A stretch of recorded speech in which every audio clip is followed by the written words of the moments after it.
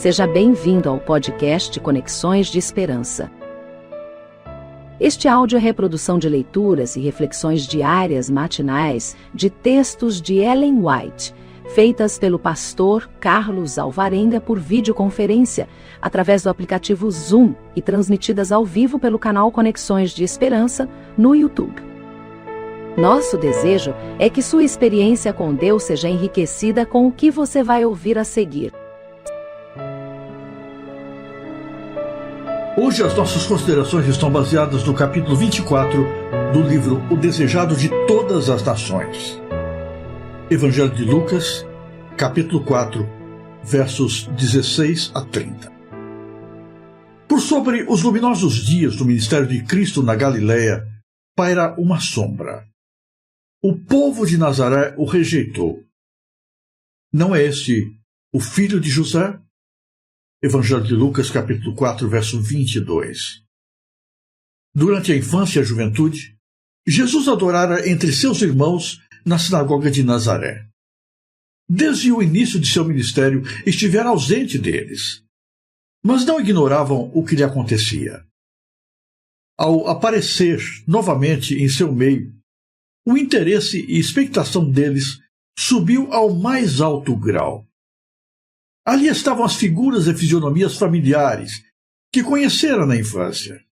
Ali estava sua mãe, seus irmãos, e todos os olhos se voltaram para ele quando entrou na sinagoga no sábado, tomando lugar entre os adoradores. No culto regular diário, o ancião lia dos profetas e exortava o povo a esperar ainda por aquele que havia de vir, o qual introduziria um glorioso reino e baniria toda a opressão. Ele buscava animar os ouvintes pela repetição dos testemunhos de que o advento do Messias estava próximo. Descrevia a glória de sua vinda, salientando sempre o pensamento de que apareceria à testa de exércitos para libertar Israel. Quando um rabi se achava presente na sinagoga, esperava-se que dirigisse o sermão.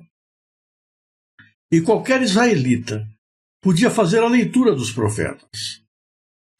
Nesse sábado, Jesus foi convidado a tomar parte no serviço. Levantou-se para ler e foi-lhe dado o livro do profeta Isaías. O texto lido por ele, interpretado como se referindo ao Messias, dizia assim: O Espírito do Senhor é sobre mim, pois que me ungiu para evangelizar os pobres. Enviou-me a curar os quebrantados de coração, a apregoar liberdade aos cativos e dar vista aos cegos, a pôr em liberdade os oprimidos, a anunciar o ano aceitável do Senhor. Encerrando o livro e tornando-o a dar ao ministro, assentou-se e os olhos de todos na sinagoga estavam fitos nele.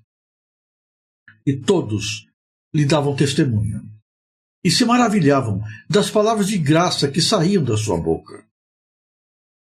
Sua maneira impressiva e a maravilhosa significação de suas palavras arrebataram os ouvintes com um poder nunca antes por eles experimentado.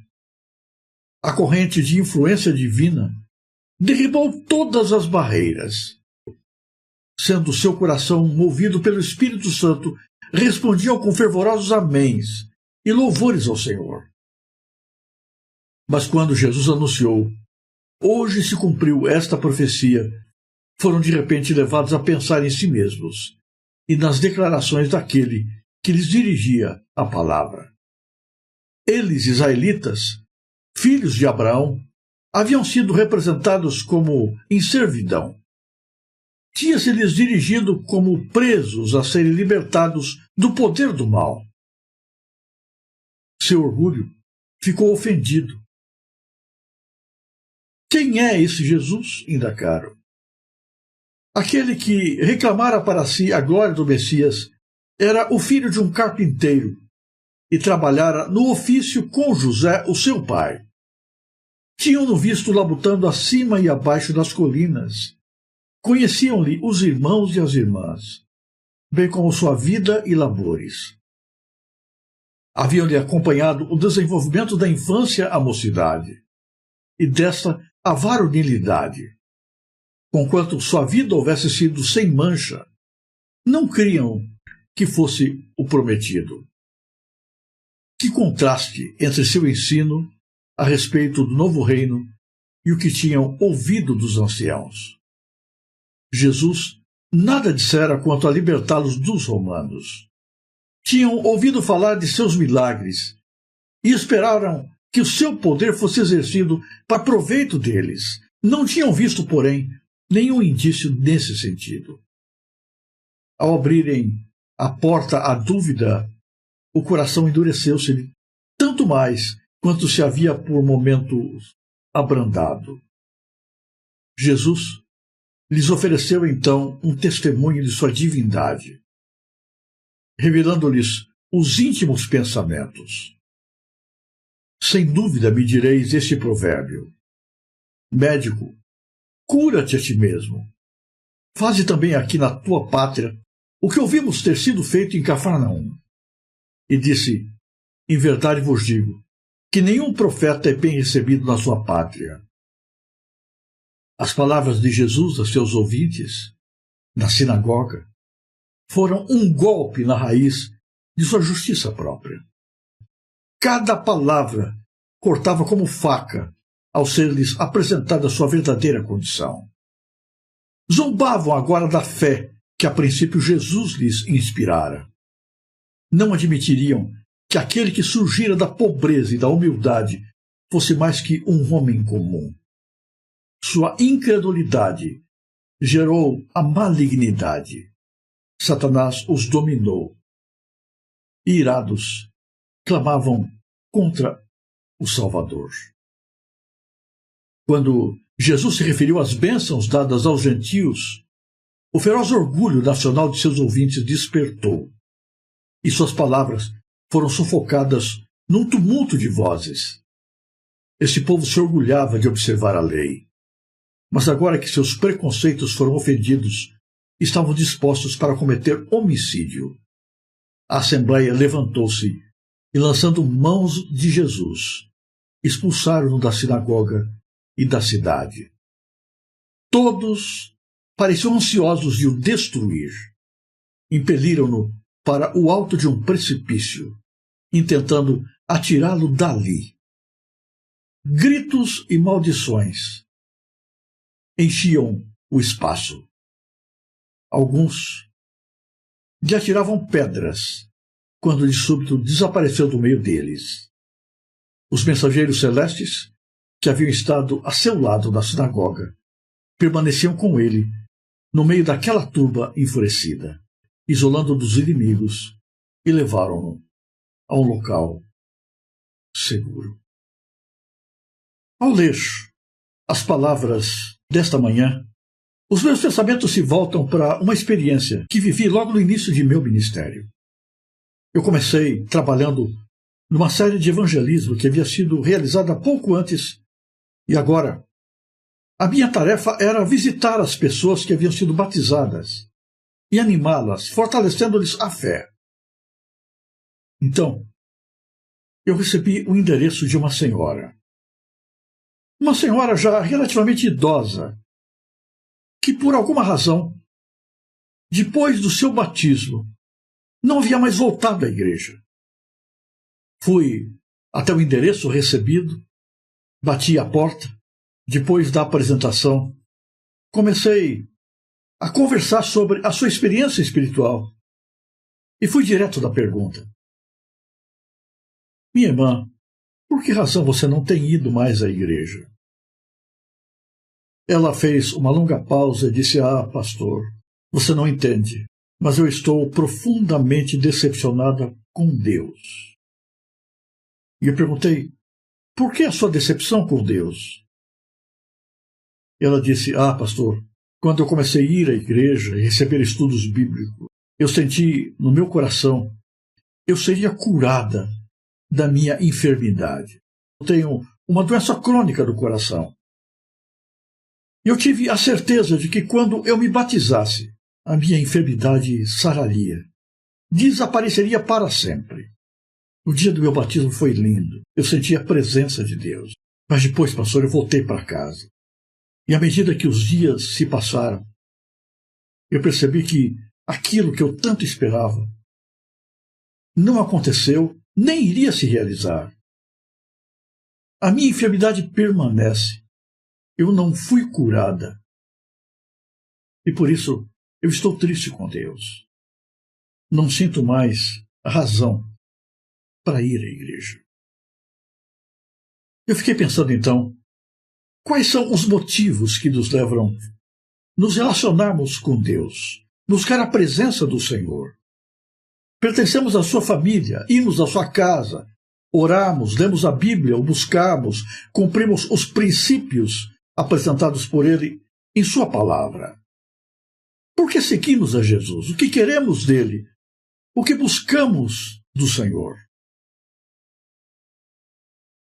E descobri que a maior parte dos nossos interesses, das nossas buscas, são egoístas. Nós estamos mais preocupados conosco mesmos do que com a vontade de Deus. Nós servimos ao Senhor porque nós queremos receber bênçãos dele. Queremos ter a sua proteção, o seu amparo. Queremos que, ao cumprir a sua vontade, Deus nos dá uma pólice de seguro que nos protege de todos os problemas, de todos os terrores, de todas as dificuldades da vida. Estando com Jesus, ele repreende o devorador, ele restringe a ação dos inimigos sobre a nossa vida, ele nos abre os caminhos, ele nos traz paz do coração. E nós queremos isso. Nós queremos prosperidade, nós queremos uma vida tranquila aqui. E por isso, para receber essas bênçãos, muitos buscam a Deus. Não buscamos a Jesus, na maioria das vezes, por aquilo que Jesus é. Porque o Jesus que temos dentro da nossa mente, o modelo que estabelecemos nas nossas concepções, é muito diferente da realidade. Nós esperamos por um Jesus que esteja lá no céu, com uma varinha mágica nas mãos, para atender todas as nossas vontades e caprichos. Os judeus esperavam um Jesus assim. Um Jesus que viria como o libertador político do seu povo. Um Jesus que os libertaria de toda a humilhação política. Que se assentaria no trono de Davi. Que restauraria a sua soberania nacional. Mas Jesus não veio assim. Não veio para essa missão. Não veio libertar os judeus do domínio romano. Veio antes trazer perdão para os pecados e salvação para aqueles que careciam de graça. E o povo não queria esse tipo de Messias. Esse tipo de Jesus. A realidade contrastava muito com a sua expectativa. E no dilema entre realidade e sonhos, eles se agarravam àquilo que eles imaginavam como sendo o ideal e rejeitavam tudo que contrariava esta visão. Por isso, Jesus foi rejeitado na Judéia. E Jesus voltou para Nazaré. Nazaré era um lugar familiar para Cristo. Jesus cresceu ali. Desenvolveu os seus primeiros anos, a sua adolescência, a sua juventude neste lugar. Foi de lá que Jesus saiu para iniciar o seu ministério. E agora reencontra a sua família, os seus conhecidos, os seus amigos. Vai à sinagoga que ele tantas vezes frequentara. Como é uma alegria nós estamos na igreja. Nós reencontramos os amigos, os irmãos. Nós os cumprimentamos. Nós compartilhamos as bênçãos que Deus tem derramado sobre a nossa vida. Quantos perdem tantas bênçãos porque deixam de ir à presença de Deus para adorá-lo. Mas Jesus tinha o costume de ir à sinagoga. E, estando em Nazaré, Jesus dirigiu-se para lá mais uma vez. E ali, no culto, segundo a liturgia estabelecida, foi pedido que Jesus lesse o livro dos profetas. Havia sempre uma leitura que era efetuada, e sobre essa leitura eram feitas as considerações, o que nós chamaremos de sermão nos dias atuais. Entregaram para Jesus o livro do profeta Isaías. E Jesus leu exatamente o texto que falava sobre o Messias, que viria para pôr em liberdade os oprimidos, para restaurar vista aos cegos, para restaurar não o poder político, mas a alma dos oprimidos, para colocar em liberdade os cativos de Satanás. Essas palavras foram ditas de maneira vívida por Jesus Cristo e tocaram o coração da plateia. Parece que havia um poder diferente das palavras de Cristo. E tendo lido esta profecia, Jesus disse: hoje cumpriram-se estas palavras. E ao dizer isto, os ouvintes caíram na realidade e começaram a pensar como podia ser possível se dizer que o Messias já estava presente, se eles ainda continuavam sob o domínio romano, se, na verdade, como indicaram as palavras ditas por Jesus, ele era o Messias prometido, porque as suas vestes eram tão simples, as suas maneiras tão humildes, porque não demonstrava a ele nenhum poder exterior, nenhuma aparência importante. Ora, eles conheciam Jesus. Jesus havia crescido ali entre eles. Jesus era o filho do carpinteiro. Eles sabiam cada detalhe da vida de Jesus. As pessoas sempre sabem tudo da vida de todos. E Jesus não parecia em nada o Messias que eles aguardavam. Jesus não tinha ascendência nobre, nenhum poder aparente. Jesus não tinha riqueza. Jesus não tinha a influência necessária para realizar a obra que eles queriam que fosse realizada. Além disso, eles conheciam bem de perto a Jesus Cristo. Por isso, disseram para Jesus: você está blasfemando. O que você está dizendo contradiz toda a Bíblia, renegando toda a sua fé. Nós não podemos aceitar essa blasfêmia dentro da sinagoga. E por isso arrastaram Jesus para um precipício. E queriam lançar Jesus dali. Pessoas tinham pedras nas mãos para atirar contra ele e teriam matado a Cristo se os anjos não houvessem libertado Jesus.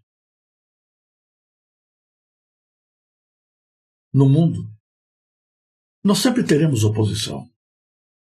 Mas é muito triste quando a oposição vem dos de perto. No mundo nós sempre vamos ter inimigos, mas é muito doloroso descobrirmos que os nossos piores inimigos não são os de longe. São aqueles que compartilham conosco os momentos do dia a dia. Seria mais fácil aceitar a rejeição e a perseguição dos de longe. Mas perseguição dentro de casa, isso foi muito doloroso para o coração de Cristo. E aqui, nós chegamos a um outro ponto, nós precisamos parar um pouquinho para refletir. A familiaridade cria barreiras no nosso coração contra Deus e as coisas espirituais.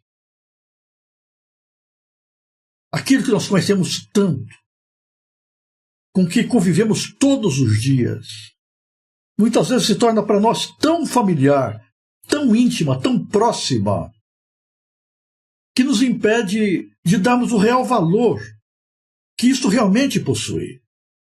Nós valorizamos mais aquilo que está longe, aquilo que está distante, aquilo que não conhecemos bem. Mas desdenhamos daquilo que é comum, que é rotineiro. A verdade que nós cremos e ensinamos, muitas vezes se torna tão familiar para nós que já não nos toca mais o coração. Já não impressiona mais a alma. Essa verdade que nós abraçamos, que aqueles que não a conhecem recebem com tanto entusiasmo, para nós, se torna lugar comum. Já não faz mais tanta diferença. E por isso nós não valorizamos. Nós não guardamos o sábado com o mesmo zelo, não lemos a Bíblia com o mesmo entusiasmo, não fazemos a vontade de Deus com o mesmo prazer, não olhamos para as doutrinas com o mesmo sentido com que olhávamos quando, a princípio, aceitamos a fé. O nosso primeiro amor se esfriou e a nossa relação com Deus se tornou lugar comum, tradição, repetição de uma rotina. O ir à igreja, o fazer as coisas de Deus, o buscar a Deus, tornou-se tão comum e rotineiro para nós que já não nos impressiona mais. Um culto comum, um sermão comum, um hino comum, já não nos apela mais, já não nos move mais, já não nos emociona mais. E nós precisamos agora de um pregador diferente, de um sermão mais poderoso, de um apelo mais solene, para que a gente sinta emoção. Jesus foi rejeitado por aqueles que o conheciam bem de perto, mas que haviam deixado que esta relação fechasse os olhos para o verdadeiro sentido da pessoa e da obra que ele viera a realizar. Você percebe como Satanás é astuto? Como eu digo sempre, uma das suas artimanhas mais eficazes é quando ele consegue colocar as coisas de Deus contra Deus. De repente você prega tanto, que se pregar tanto, endurece o seu coração. Você dá tantos estudos bíblicos que a multidão de estudos bíblicos faz com que você já não tenha tanta confiança naquilo que você ensina. A nossa luta é especialmente contra esta rotina que pode tornar a nossa relação com Deus mecânica. A relação com Cristo não pode ser dessa natureza. Ela deve ser viva. Por isso, a cada dia, eu tenho que reencontrar Jesus. Eu tenho que voltar a olhar para Ele. Eu tenho que me apaixonar novamente por Cristo. Eu tenho que deixar que a visão dele me encha a alma. A cada dia, eu tenho que buscar sentido para a minha religião. Senão, a minha religião, ao invés de me aproximar de Deus, vai me separar dele. E essa é a grande luta, queridos. As pessoas querem uma religião de sábado, uma religião de igreja, mas não uma religião do dia a dia.